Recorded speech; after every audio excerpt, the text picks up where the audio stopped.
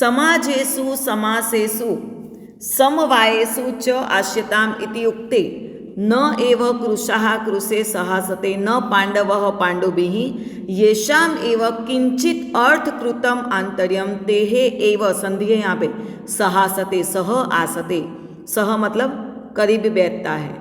बस inverted comma वाली यह एक डेड लाइन जो है उसका पूरा पैराग्राफ है, उसको एक्सप्लेन किया है एकदम नॉर्मल लैंग्वेज में। तो सबसे पहले देखेंगे समाजेषु इन सोसाइटी, सम आश कॉमन फूड, सम आश समवाय मतलब जो एकत्रित हुए हैं, च आश्यताम वेलकम टू मतलब जब उनको वेलकम किया जाता है या बुलाया जाता है भोजन के लिए, तब न एव कृशः कृशेः सह मतलब जो है पीपल व थिन, कृशः मतलब थिन और पांडव पांडुभी मतलब वाइट, जो स्किन जिसकी फेयर है उसको पांडव कहा जाएगा और कृशः मतलब जो थिन है उनको कृशः कहा जाएगा। तो जब जैसे कि मेरे घर में कोई फंक्शन है, मेरे घर में कोई मैरिज फंक्शन है, ठीक है, और मैंने सबको इनवाइट किया है, स्कूल के स्टाफ को, मेरे नेबर्स को, मेरे गांव के पहचान वाले को, मेरे रिलेटिव्स को, आदि कई लोगों को मैंने इनवाइट किया हुआ है। तो जब वह एक साथ आएंगे, जब वह एक साथ आएंगे तो क्या वो इस तरह भोजन के लिए एक साथ बैठेंगे कि स्कूल वाले मेरे रिलेटिव के साथ, मेरे रिलेटिव मेरे नेबर्स के साथ, मेरे नेबर कोई और पहचान वाले के साथ ऐसे भोजन लेंगे? नहीं, वो नेबर के साथ लेंगे, स्कूल वाले स्कूल के साथ लेंगे, जो स्टाफ है, क्योंकि वो एक दूसरे को पहचानते हैं, एक ही स्कूल के हैं, ठीक है। मेरे रिलेटिव एक दूसरे को पहचानते हैं, इसलिए रिलेटिव स्कूल के स्टाफ के साथ नहीं भोजन लेंगे क्योंकि वो उनको नहीं पहचानते हैं। तो नेचुरल सिमिलैरिटी की बात की गई है कि कॉमन फूड है। अगर मेरे घर में कोई फंक्शन है तो मैंने अपने हिसाब से कॉमन फूड जो है वो बनवाई है।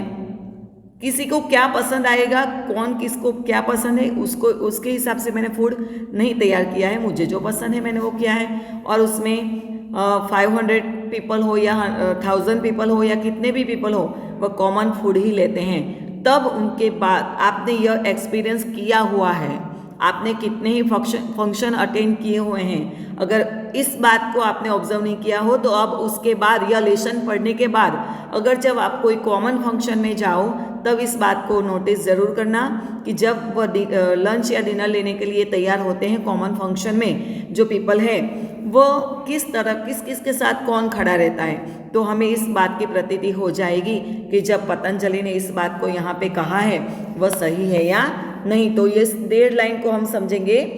When one is told sit in the assembly gathering and among the people having same kind of food, the thin person do not sit with the thin nor do the white sit with the whites। मतलब जो skin के साथ match होने वाले colour वाले व्यक्ति के साथ नहीं बैठते हैं, इस बात की यहाँ पे प्रतीति की गई है। उसके बाद येषाम एवं किंचित अर्थकृतम मतलब जिसके साथ किसी की कोई नेचुरल सिमिलैरिटी होती है उसी तरह वह बैठते हैं। तो यहाँ पे they sit with only those who have close relation of some kind with purpose, कोई हेतु है या कोई पर्पस है उसी तरह से वह बैठते हैं। अर्थात तो आगे की जो 1.5 लाइन हमने पढ़ी है उसको सिंपल लैंग्वेज में समझाया है। अर्थात सामाजिके व्यवहारे, सप्तमी विभक्ति है व्यवहारे, भोजनार्थम निमंत्रिता जनाः, प्रथमा विभक्ति बहुवचन, आकारतः प्रकारतः च भिन्ना भिन्ना भवन्ति। मतलब सोशल बिहेवियर में जब कोई किसी को इनवाइट करता है किसी फंक्शन के लिए, तो अगर मैं मेरी बेटी की शादी अगर हो और जो इनविटेशन कार्ड में लेके किसी घर पे जाती हूँ तो मैं उनको ये नहीं कहती हूँ कि आप बड़े बड़े मतलब एज में या हाइट में जो बड़े हैं वही आना, जो थिन हैं या छोटे वाले हैं वही आना, सिर्फ बच्चे ही आना, ऐसे नहीं कहती हूँ मैं सबको इनवाइट करती हूँ। तो घर में, हमारे घर में भी देखो सारे पीपल कॉमन नहीं है, कोई मोटा है, कोई छोटा है, कोई बड़ा है, ठीक है। नेचर, काइंड और स्वभाव और बॉडी लैंग्वेज से सभी अलग है अपने एक ही घर में। तो इतने सारे अगर सोशल फंक्शन में अगर एकत्रित होते हैं कोई व्यक्ति, तो स्वाभाविक है कि वह अलग तरीके से आएंगे, अलग अलग प्रकार के होते हैं। That to say people invite for lunch in social life are different in shape and types, सभी अलग होते हैं। परंतु यदा तेषाम भोजन विदो प्रवृत्तो भवति, जब वह खाने के लिए प्रिपेयर होते हैं, उनको खाने के लिए जब बुलाया जाता है, तब तदा ते स्वकीयम आंतरिकम समानत्व पश्यत परस्परम निकटाशनाः भवन्ति, तब वे एक दूसरे के साथ जो क्लोज रिलेशन है उस वजह से उन दोनों के साथ खड़े रहते हैं। But when they proceed for lunch they sit close to one another seeing their own inner resemblance, एक दूसरे के साथ खड़े रहते हैं। और इस तरह नहीं खड़े रहते आकारेण कश्चित कृशः जनः कृशेन सह, यहाँ पे इस बात को ध्यान दीजिए, सह अव्यय है तो आगे कृशेन थर्ड विभक्ति का प्रयोग किया गया है, आगे पीनेन सह पीनः, उस बात को भी ध्यान दिए, ग्रामर पॉइंट है यहाँ पे अच्छा सा। अव्यय पद विभक्ति प्रयोग है तो उसको भी हमें साथ में याद रखना है। थर्ड विभक्ति है तो सह अव्यय है तो थर्ड विभक्ति का प्रयोग वहाँ पे किया गया है। A man who is thin in shape does not sit the other thin person, nor does a fat one sit with other fat person, मतलब कोई दुबले पतले के साथ दुबला पतला और पिन मतलब मोटे के साथ मोटा खड़ा नहीं रहता। परंतु येषाम किंचित अर्थकृतम प्रयोजनम सादृश्य भवति, मतलब जो किसी के साथ कोई क्लोज रिलेशन हो उसकी तरह से सादृश्य अनुसरण ते परस्पर निकटासनाः भवन्ति, कोई क्लोज रिलेशन के कारण ही एक दूसरे के साथ खड़े रहते हैं। But among whom there is some sort of resemblance caused by purpose or occasion, following that resemblance only those sit close to one another, एक दूसरे के साथ खड़े रहते हैं। एक ही बात को रिपीट किया गया है और इसके बाद यहाँ पे एग्जाम्पल दिया गया है और सह उपपद विभक्ति प्रयोग भी यहाँ पे है। देखिए, मातुल कुलाः मातुल कुलेः सह, पितृव्याः पितृव्यैः सह, एंड उपवेशिनः उपवेशिभः सह तिष्ठन्ति, मतलब यहाँ पे मातुल कुलाः मतलब maternal uncle with maternal uncle, and पितृव्यः जो रिलेटिव है हमारे पैटर्नल अंकल, पापा के घर के जो हैं वो पैटर्नल अंकल कहलाते हैं, और उपवेशिनः मतलब जो हमारे नेबर हैं वह नेबर एक दूसरे के साथ खड़े रहते हैं। The member of family of maternal uncle sit with another maternal uncle and the paternal uncle with other paternal uncle, neighbour with the other neighbours, इस तरह वह फूड लेने के लिए प्रिपेयर होते हैं। उसके बाद यह हमारा जो पैराग्राफ है वह लिविंग बीइंग के लिए है। उसके बाद जो सेकंड लाइन में अब पढ़ूंगी सेकंड पैराग्राफ, वह भी लिविंग बीइंग के लिए है। हमारा यहाँ 2 क्वेश्चन आंसर आएगा, लिविंग बीइंग और नॉन लिविंग बीइंग। यह जो चैप्टर है वो शॉर्ट नोट के लिए मोस्ट अहम भी है। Natural similarity of living being को natural similarity of non living being, और अगर कॉमन सिर्फ नेचुरल सिमिलैरिटी ही हमें पूछी जाए तो उसमें हमें लिविंग बीइंग और नॉन लिविंग बीइंग दोनों की बात यहाँ पे रखनी हमें है। तो एवं एवं गवादीनाम पशुनाम अपि प्रवृत्ति भवति, लाइक जैसे ह्यूमन बीइंग कोई फंक्शन में जाते हैं और किस तरह खड़े रहते हैं, किस तरह हमारा जो उनका लंच होता है वो प्रोसीड करते हैं, तो इसी तरह काऊ की भी बात की गई है। काऊ लाइक एनिमल, गवादीनाम षष्ठी विभक्ति है यहाँ पे बहुवचन, गवादीनाम, पशुनाम अपि प्रवृत्ति भवति, लाइक इसी तरह काऊ और काऊ जैसे एनिमल की भी प्रवृत्ति होती है। Actually in the same way the best such a cow etcetera also behave, तो किस तरह वह बिहेव करते हैं तो उसकी बात की गई है। गावो दिवसम चरित्वत्यो सायं काले गोष्ठेषु, गोष्ठेषु सप्तमी विभक्ति है। गावो दिवसम चरित्वत्ता मतलब जब काऊ है वह फुल डे बाहर खाने के लिए निकलती है, ग्रास आदि, और जो उसका पशुपालन करने वाला जो मालिक है वो शाम को उसको वापस लेके आता है, तो वह खड़ा नहीं, मतलब ऐसे नहीं बोलता कि ये तेरा घर है उसका घर है चले जाओ, वो खुद ही अपने जो गबान है, मतलब जिसे हम गबान कहते हैं गोष्ठेषु, तो stables, gathering in the stables, उसमें चले जाते हैं और जो उसका वत्स है मतलब चाइल्ड है उसी के साथ वह सोते हैं। सेरते सह वत्सो भवति तेन सह तेन सह प्रत्यय है तो तद सर्वनाम के साथ थर्ड विभक्ति न प्रत्यय लिया गया है। Having grass during the day time the cows gathering in the stable in the evening sleep each one with her calf। वह अपने ही बच्चे के साथ सोती है, किसी दूसरे के साथ नहीं। तो यह लिविंग बीइंग की बात की गई है। अब नॉन लिविंग बीइंग की बात की गई है। गवादीनाम अपि अचेतनेषु अपि पदार्थेषु नियमो अयम दृश्यते। संधि है यहाँ पे अयम, नियमो अयम, नियमः प्लस अयम दृश्यते सीन, मतलब हम इसी तरह अचेतनेषु नॉन लिविंग बीइंग में भी इसी नियम को हम देखते हैं। This rule is seen in the inanimate objects also like that of the beast such as cow etcetera.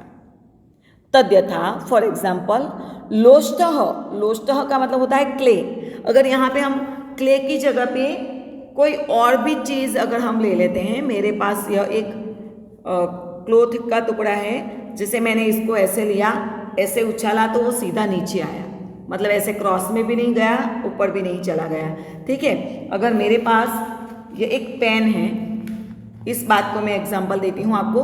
मेरे पास यह पेन है और इस पेन को मैं ऐसे उछालती हूँ, किसी भी स्पीड से अगर आप उसको उछालेंगे ऐसे करके तो वह सीधे नीचे गिरी है। उस ऊपर से फेंकने से या नीचे से ऊपर तक फेंकने पर वह सीधे नीचे आती है, क्रॉस में भी नहीं जाती और ऊपर भी नहीं जाती। तो उसका रीज़न हमको पता है क्यों।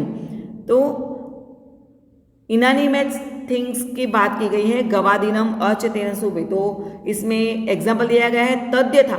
फॉर एग्जाम्पल लोष्टः क्षिप्तो बहुवेगम, बहुवेगम मतलब बहुत स्पीड से उसको फेंका जाए। थ्रोन, क्षिप्तो थ्रोन। गत्वा सबंधक बुद्ध कृदंत है। न एव, नेव संधि है। न एव तिर्यक, तिर्यक मतलब ऐसे क्रॉस में नहीं जाते। अगर हमें हमारे पास जो बॉल है, पेन है, कोई भी चीज़ है, अगर हम उसको हवा में उछाले हैं, स्पीड से उछालते हैं तो वह सीधी जाती है, ऐसे क्रॉस में जाती नहीं है। इतनी ही स्पीड से ऊपर जाके एक पल के लिए वहाँ स्थिर होके उतनी ही स्पीड से वह नीचे आती है। न एव तिर्यक गच्छति, तिर्यक मतलब क्रॉस, हॉरिजॉन्टल। न एव ऊर्ध्वम आरोहति, ऊर्ध्वम मतलब ऊर्ध्व का शब्द होता है ऊपर, तो यहाँ समानार्थी विरोधी शब्द में आएगा, ऊपर भी नहीं चली जाती। अ lamp of clay when thrown having gone speedily does not go obliquely nor does it climb upward being the modification of। अब वह क्यों नीचे आती है? सह पृथिव्याः विकारः वर्तते। देखो यहाँ पे जो न्यूटन ने ढूंढा गुरुत्वाकर्षण, उसके पहले आचार्य पतंजलि ने महाभाष्य में उसकी बात कर दी थी कि पृथिव्याः विकारः, पृथिव्याः कोई शक्ति है, उसका नाम नहीं दिया था, सिर्फ ऐसी कोई शक्ति है जो उसकी वजह से वो सारी चीज़ें नीचे आती हैं। तो यहाँ पे महाभाष्य में उसकी बात की गई है, पृथिव्या विकारः वर्तते इति कृत्वा, इस वजह से पृथ्वी एव आगच्छति सादृश्यत्वात्, वह पृथ्वी के पास उसके नीचे ही आती है नेचुरल सिमिलैरिटी होने के कारण। Being the modification of the earth it comes back to the earth on account of its resemblance, resemblance के कारण ही वह नीचे आती है। तथा ज्योतिषो विकारः, अब लाइट की बात की गई है, अभी चीज़ की बात की गई थी, अब प्रकाश जो रेज है उसकी बात की गई। तत्र ज्योतिषो विकारः अर्चिः आकाश दिशे निवाते सुप्रज्वलितम नेव तिर्यक गच्छति न ऊर्ध्वम आरोहति। अब हम जैसे किसी भी चीज़ को जलाते हैं, कोई लकड़ी है या माचिस जलाते हैं या दिया जलाते हैं, तो देखो उसकी जो ज्योत है उस तरह ऊपर की तरफ होती है, ना ही वह नीचे आती है और ना ही वह क्रॉस में जाती है। जैसे हमने कोई लकड़ी को जलाया है और उस लकड़ी को जलाने के बाद उसको गोल गोल घुमाओ, नीचे की तरफ करो, किसी भी डायरेक्शन में ले जाओ, पर वह उसकी ज्योत ऊपर की तरफ ही रहती है। उसका रीज़न क्या है? क्योंकि हमें जो लाइट देने वाला है, जो प्रकाश देने वाला है, सूर्य कहाँ पे है? ऊपर की तरफ है। तो इसी वजह से वह ज्योत जो है लाइट, मतलब जो भी हम प्रकाशित करते हैं, मतलब दिया जलाते हैं, हमारे घर में जो किचन में गैस है उसके जो बर्नर की ज्योत मतलब उसको जलाते हैं तो उसका भी ऊपर की तरफ ही रहता है, तो इसकी बात भी यहाँ पे की गई है।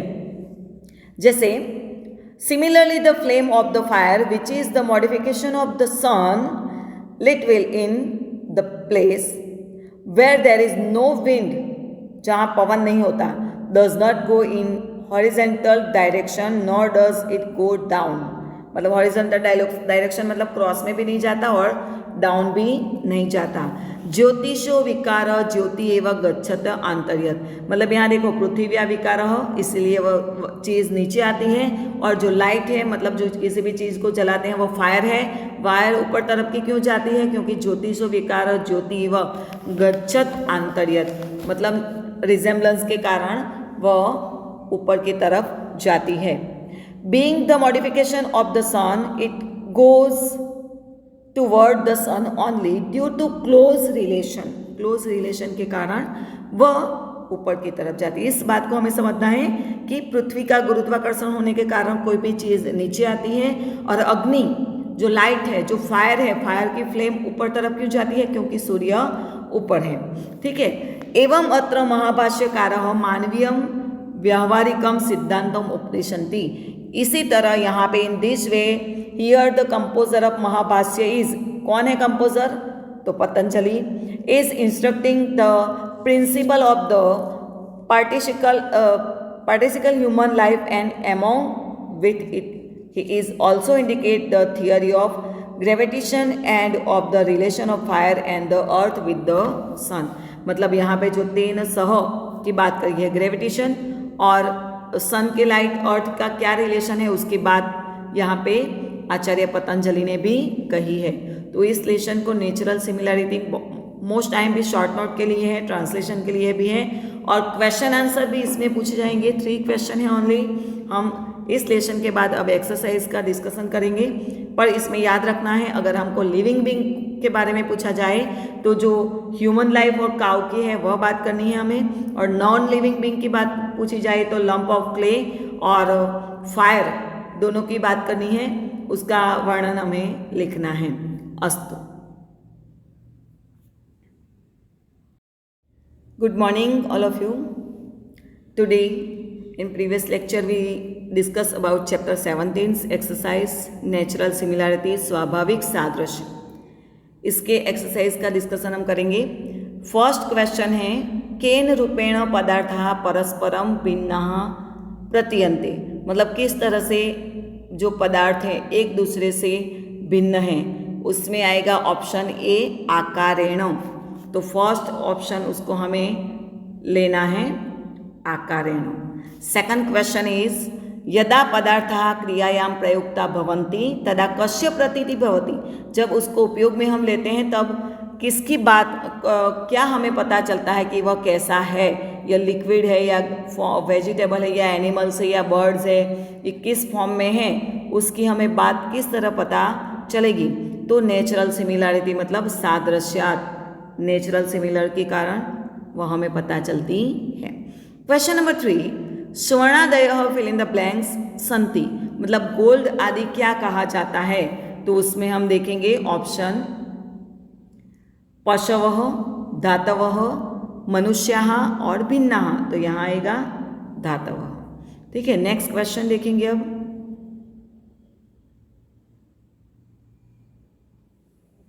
पतंजलि स्थिति काल कति वर्षेभ्यः पूर्वम अस्ति, मतलब पतंजलि का जो समय काल था वो कौन सा समय था, तो उसमें भी आएगा फर्स्ट क्वेश्चन फर्स्ट आंसर द्वाविंशति शतवर्षेभ्यः तमे। समाजेषु समासेषु, मतलब समाजेषु आश्यताम इति उक्ते पदार्थः समासेषु आश्यताम इति उक्ते कीदृशा जनाः परस्पर निकटासना भवन्ति, मतलब अगर सोशल लाइफ में खाने के लिए किसी को बुलाया जाए तो वह किस तरह से पीपल एक दूसरे के साथ बैठते हैं, तो उसमें ऑप्शन आएगा ए आंतरिक समानत्व पश्यन्ति, उसके साथ ही हमारा आंसर है यहाँ पे। अब देखेंगे नेक्स्ट क्वेश्चन, बहुत ही मज़ेदार यह क्वेश्चन है। इस क्वेश्चन में हमें जो विशेषण है वह ब्रैकेट में दिए गए हैं, उसके साथ हमें कौन सी विभक्ति का प्रयोग करना है। बहुत ही इंटरेस्टिंग गेम की तरह से हमें इसका सॉल्व करना है। इस क्वेश्चन को हमें देखो, फर्स्ट क्वेश्चन है संसारे फिल इन द ब्लैंक्स पदार्थाः सन्ति। तो संसारे के बाद फिल इन द ब्लैंक्स है और उसके बाद जो शब्द है उसको उसकी विभक्ति क्या है, पदार्थाः, मतलब प्रथमा विभक्ति बहुवचन है, तो उसके साथ ब्रैकेट में शब्द है विविधः, तो पदार्थाः का उसके साथ विशेषण आएगा विविध शब्द का विविधाः, तो आंसर आएगा संसारे विविधाः पदार्थाः सन्ति। सिंपल तरीके से याद रखना है कि फिल इन द ब्लैंक्स के बाद जो भी विभक्ति आती है उस विभक्ति का ही प्रयोग हमें करना है। ठीक है, बहुत ही सिंपल है। देखो सेकंड क्वेश्चन है व्यवहारे फिल इन द ब्लैंक्स व्यवहारे भोजनार्थम जनः निमंत्रिताः। तो व्यवहारे शब्द है फिल इन द ब्लैंक्स के साथ, तो सामाजिक शब्द के साथ क्या आएगा, यस सामाजिके, सामाजिके व्यवहारे निमंत्रितः जनाः। उसके बाद देखो थर्ड क्वेश्चन है एवं एवं फिल इन द ब्लैंक्स पशूनाम अपि प्रवृत्ति भवति। यहाँ पे संधि युक्त है पशुनाम, तो यहाँ पे गवादी नाम आएगा, षष्ठी विभक्ति बहुवचन है, तो यहाँ पे गवादी का क्या आएगा, गवादी नाम, फिल इन द ब्लैंक्स पशुनाम अपि प्रवृत्ति भवति। ठीक है, अब आगे देखेंगे फिल इन द ब्लैंक्स व्यावहारिकम सिद्धांतम उपदिशति।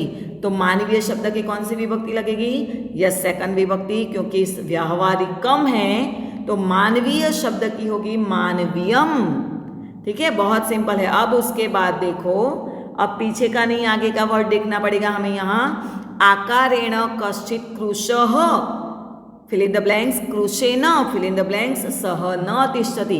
तो फिल इन द ब्लैंक्स के आगे कृशः शब्द है तो विसर्ग है, यहाँ पे एक ही वर्ड दिया गया है जन, तो जन का क्या आएगा first fill in the blanks में जनः, क्योंकि आगे क्या है कृशः।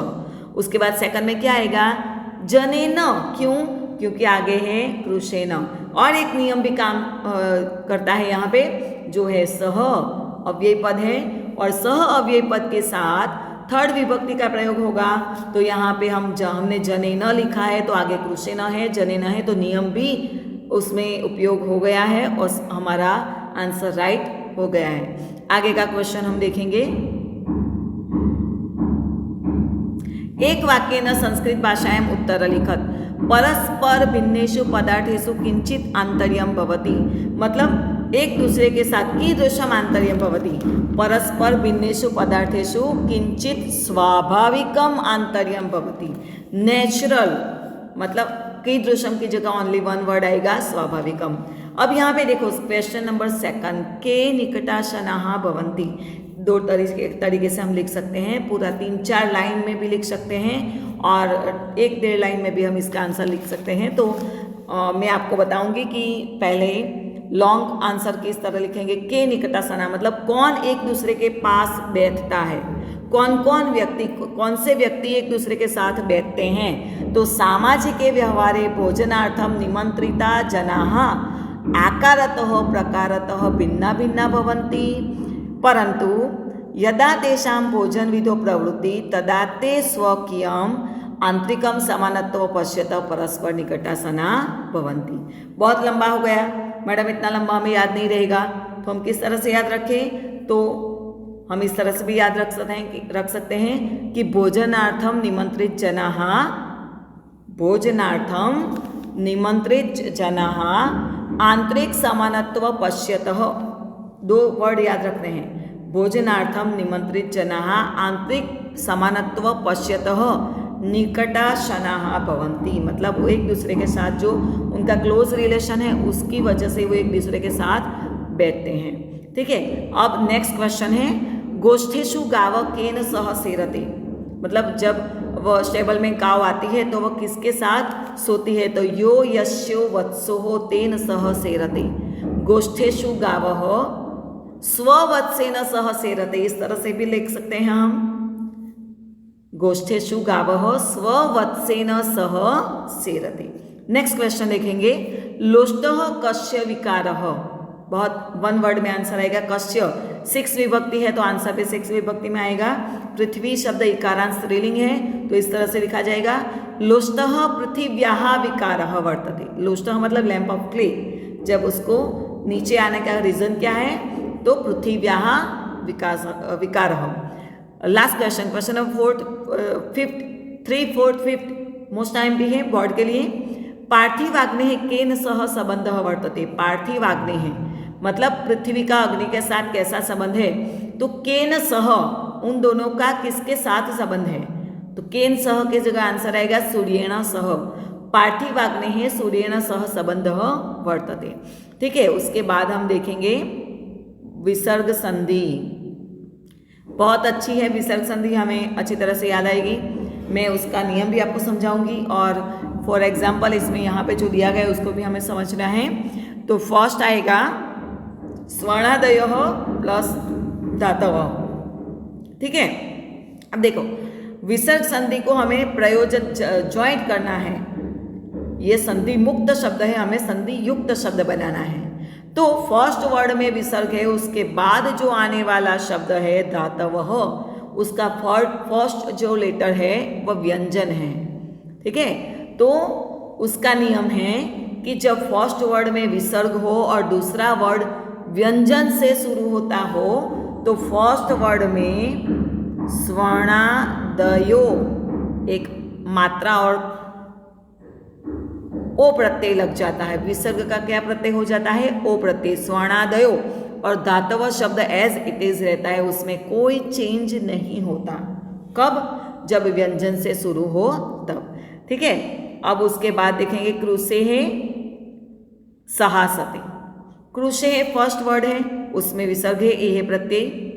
उसके बाद स है, सहासते उसका फर्स्ट वर्ड स से शुरू होता है। अब मैंने अभी आपको बताया था कि व्यंजन से शुरू होता हो तो वहाँ पे ओ प्रत्यय लगेगा, सभी जगह ऐसा नहीं है। यहाँ पे देखो, अगर कोई शब्द सेकंड शब्द स और त से शुरू होता हो, ध्यान रखें, संधि विसर्ग संधि में फर्स्ट वर्ड में विसर्ग है और दूसरा वर्ड स और त से शुरू होता हो, तब वह संधि ऐसे स से ज्वाइंट होती है। मतलब आंसर क्या आएगा, क्रुसे स फिर सहासते, विसर्ग का आधा स हो जाएगा। तेहे एव, यह रुत्व संधि है, यह रुत्व संधि है। फर्स्ट में हमने क्या देखा था कि फर्स्ट वर्ड में अगर विसर्ग हो उसके बाद व्यंजन से शुरू होता हो। अब यहाँ पे क्या है, स्वर से शुरू होता है। फर्स्ट वर्ड में विसर्ग हो और सेकंड वर्ड स्वर से शुरू होता हो तो ए अ के बिना का ए उ आदि जो होता है उसका र हो जाता है, रुत्व संधि है। तो यहाँ होगा तेरेव, तेहे एव। इसके बाद देखो प्रकारतः च, लास्ट में अगर च आता हो तो उसका आधा ऐसा च लिखना है, प्रकारतः च, विसर्ग की जगह श हो जाएगा। बहुत सिंपल है यह तो। नियमः अयम दृश्यते, 3 वर्ड है। अगर यहाँ पे 3 वर्ड भी हो ना तो भी नियम तो वही रहता है। लाइक पहले विसर्ग है उसके बाद अ है तो विसर्ग का हो जाएगा ओ प्रत्यय नियमो और अ का हो जाएगा अव्र अयम। अब यहाँ पे देखो म प्रत्यय उसके बाद व्यंजन है तो दृश्यते का दृश्यते ही रहेगा, उसका कोई चेंज नहीं होगा। तो नियमो अयम दृश्यते, इस तरह से उसका आंसर होगा। नेक्स्ट देखेंगे, नेक्स्ट क्वेश्चन क्या है हमारा। ओके, क्वेश्चन वाला प्रश्न वाक्य बनाना है हमें। तो इसमें भी बहुत सिंपल है, अंडरलाइन किया हुआ शब्द बहुत बेसिक मैं समझाऊंगी। नियम अगर हमें नहीं याद रखना है तो अंडरलाइन किए हुए शब्द में कौन सी विभक्ति है वह देख लो। क्रुशः क्रुशेः सहासते, तो क्रुशेः 2 मात्रा विसर्ग है तो के है ऑप्शन में ऊपर जो दिया गया है 2 मात्रा विसर्ग वाली विभक्ति वो ले लो सिंपल तरीके से और लास्ट में क्वेश्चन मार्क कर दो तो आ जाएगा क्रुशः केहे सहासते, तो हमारा आंसर राइट होगा। उसके बाद देखो गोष्ठेषु, तो यहाँ पे तो ऊपर ऑप्शन में सु वाला प्रत्यय है नहीं तो यहाँ पे हमें विभक्ति देखनी है। गोष्ठेषु मतलब कौन सी विभक्ति है, सप्तमी विभक्ति। सप्तमी विभक्ति में कौन सा प्रश्न आएगा, कुत्र या कदा, कुत्र या कदा। तो कुत्र प्लेस दर्शाता है और कदा टाइम दर्शाता है। तो यहाँ गोष्ठेषु, गोष्ठ मतलब स्टेबल जो है वह प्लेस दर्शाता है। तो यहाँ पे कौन सा क्वेश्चन आएगा, कदा, सॉरी कुत्र। कुत्र समागत्य यो यस्यो वत्सो सह सेरते, कहाँ पे वह अपने वत्स के साथ सोते हैं। नेक्स्ट है पृथिव्या विकारः वर्तते, सह पृथिव्याः विकारः, वह किसका विकार है? पृथिव्याः, यहाँ प्रत्यय कौन सी विभक्ति है? 6 विभक्ति है, आकारांत है। वह किसका विकार है? यह किसका है? यह किसकी की है? किसकी बुक है? यह किसका घर है? किसकी गाड़ी है? तो जिसका हो उसके साथ हमारा संबंध रहता है, और यह स्त्रीलिंग शब्द है, इसीलिए कश्याः शब्द आएगा। कश्याः पृथिव्याः, तो उसके साथ प्रश्न बनेगा। महाभाष्यकारः संबंधस्य, आपको पता चल गया होगा, स्य प्रत्यय है तो क्वेश्चन वाला प्रश्न आएगा, कस्य। स्य है महाभाष्यकारः संबंधस्य सिद्धांत, कस्य सिद्धांतः सूचयति, क्वेश्चन मार्क होगा। अब लास्ट, ये तीनों क्वेश्चन के आंसर को हमें लर्न करना है बहुत अच्छी तरह से, क्योंकि ओनली 3 क्वेश्चन है, क्वेश्चन आंसर में पूछा जाएगा और शॉर्ट नोट में भी पूछा जाएगा, तो बहुत अच्छी तरह से हमें उसको तैयार करना है। आंग्ल भाषायाम उत्तरम लिखत, write in answer in English, हमें इंग्लिश में आंसर लिखने हैं। तो फर्स्ट क्वेश्चन है, what is the reason for natural similarity, मतलब natural similarity of living beings, जो सजीव है उसमें कौन सी बात की गई है नेचुरल सिमिलैरिटी के लिए? तो यहाँ पे हमें आंसर लिखना है, actually living beings appear to be different from the one another, सारे लिविंग बींग्स एक दूसरे से अलग है, but even in the apparently different living beings there is some sort of natural resemblance. It become evident when the living beings are engaged in some activity. अगर या social behavior, अपना social lunch, common food ऐसे भी लिख सकते हैं। When people are invited for lunch in a public functions, they sit together feeling the resemblance based on the common motive of eating. Cows come to the stable and rest with their own claves. मतलब हमें यहाँ पे common lunch की बात, जो first सामाजिक व्यवहार वाला जो प्रश्न था उसका पैराग्राफ, उसका ट्रांसलेशन, और काव वाला, क्योंकि वो दोनों लिविंग बींग में आते हैं। उसके बाद का क्वेश्चन है नॉन लिविंग बींग, ठीक है। Why is similarly seen in non living being objects, तो यहाँ पे हमें कौन सा एग्जाम्पल लेना है? क्ले और फायर का। Not only in the living beings but in non-living beings objects also resemblance is seen. For example, when lump of the clay is thrown, it does not go up or oblique. It comes back to the earth because it is the modification of the earth only. Similarly, the fire of the flame of the fire goes up become of its resemblance with the sun, वो भी सन की तरह से ऊपर ही जाता है। Third question उसके साथ ही मिलता जुलता है, why does light go upward, light क्यों ऊपर की तरह ही जाती है? तो उसका आंसर इस तरह से होगा, light is the modification of the sun, there is resemblance and the reaction between light and the sun. The light of the fire on the earth also goes up because it is connected with the sun due to resemblance. सन के साथ, सूर्य के साथ उसका connection है light की वजह से, मतलब प्रकाश वह देता है, इसलिए सारे प्रकाश वाली किरणें जो लाइट है, फायर है, फ्लेम है, वह ऊपर की तरफ जाती है। तो इस तरह से आपको एक्सरसाइज अपनी नोटबुक में अच्छी तरह से लिखनी है और इस लेसन को प्रिपेयर करना है। शब्द ग्लोसरी लिखनी है। अगर आप ग्लोसरी नहीं लिखोगे तो वर्ड मीनिंग पता नहीं चलेगा, और वर्ड मीनिंग पता नहीं चलेगा तो आप ट्रांसलेशन आपको थोड़ा मुश्किल लगेगा। तो इसलिए आप वर्ड मीनिंग बहुत अच्छी तरह से लिखो और समझो। अस्तु।